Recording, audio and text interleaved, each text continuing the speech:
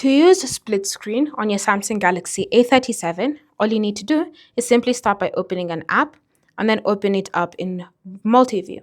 From here, you're going to tap on the app icon and select open in split screen. And then you can now choose a secondary app that you wish to use at the same time. So you have your primary and you have your secondary.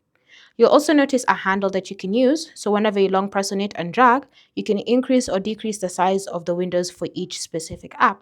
So say for example, you want to make the window for the secondary one bigger, just drag up. If you want to make it smaller, drag down. It's completely up to you. You also have the choice of just tapping on the handle and switching your primary and secondary app.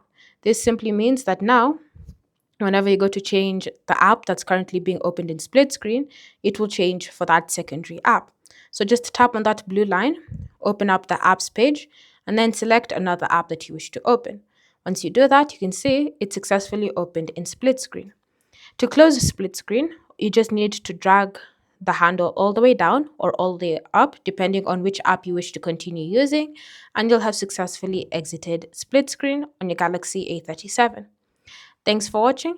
If you have questions or comments, feel free to leave them down in the comment section below, and I'll see you in the next video.